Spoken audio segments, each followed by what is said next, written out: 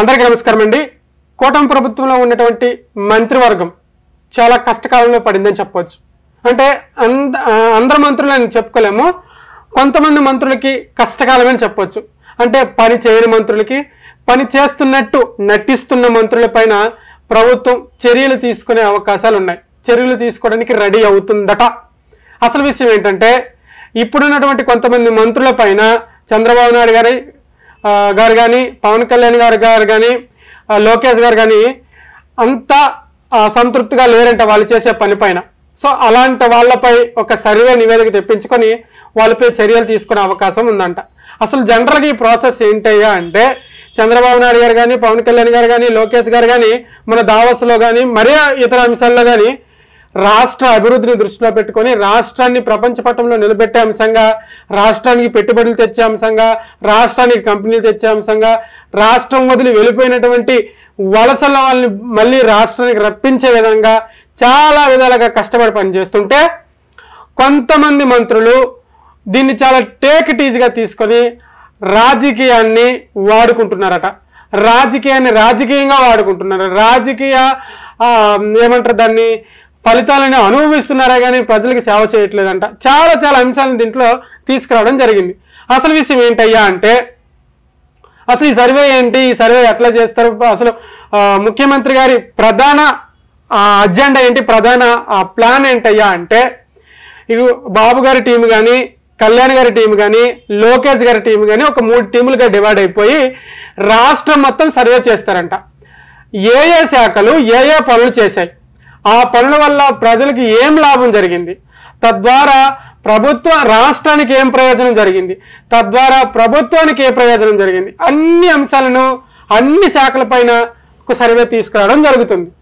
ఆ సర్వే ప్రకారం వాళ్ళకి రేటింగ్ ఇవ్వడం జరుగుతుంది. ఆయా మంత్రులకి రేటింగ్ ఇవ్వడం జరుగుతుంది. ఆ రేటింగ్ ప్రకారం లీస్ట్లో ఎవరైతే 3-4 ఉంటారో 3 నుంచి తీసుకుంటారంట. ఆ 3-4 రేటింగ్లు పిలిచి మాట్లాడి ఒకసారి చెప్పు చూస్తారంట. ఇదే మళ్ళీ రిపీట్ అయితే ఈసారి ఖచ్చితంగా వాళ్ళపై యాక్షన్ తీసుకునే అవకాశాలు ఉన్నాయంట. ఈ అంశాన్ని చంద్రబాబు నాయుడు గారు మన క్యాబినెట్లో కానీ మొన్న ఆయన మీటింగ్లో కూడా మాట్లాడడం జరిగింది. అంతమంది మంత్రులు కూడా కరెక్ట్ పనిచేయట్లేదు.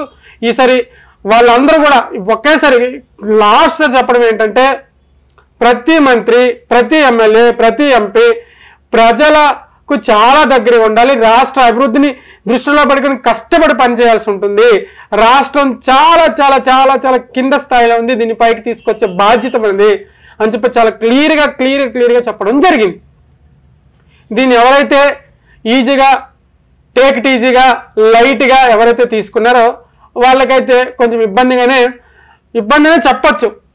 సో లేదు, బాబు గారు చెప్పిన తర్వాత రియలైజ్ అయ్యి కొంచెం ప్రజలకు దగ్గరగా ఆ వాళ్ళ శాఖకు సంబంధించి పనులకు దగ్గరగా ఉండి వాళ్ళ శాఖను వాళ్ళు అభివృద్ధి చేసుకుంటే ఎటువంటి ప్రాబ్లం లేదు.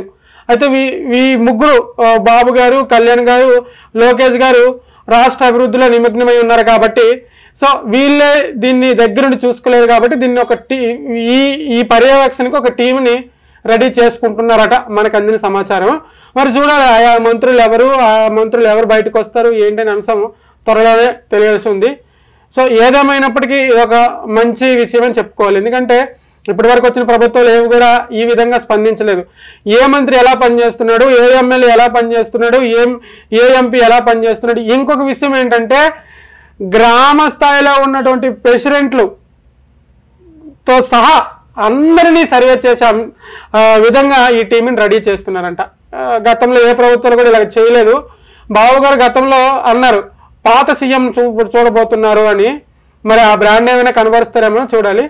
సో లెట్స్ సీ, మీలాగా నేను కూడా చూడాలి. మీ అభిప్రాయం ఏమంటే ఇది కరెక్టా కాదా, దీనిపైన మీ అభిప్రాయం ఏంటనేది కింద కామెంట్ రూపంలో తెలియజేయండి. Thank you. మన ఛానల్ ఎవరైనా కొత్తగా చూసేవాళ్ళంటే సబ్స్క్రైబ్ చేసుకోండి, వీడియోకి ఒక లైక్ చేసుకోండి. Thank you.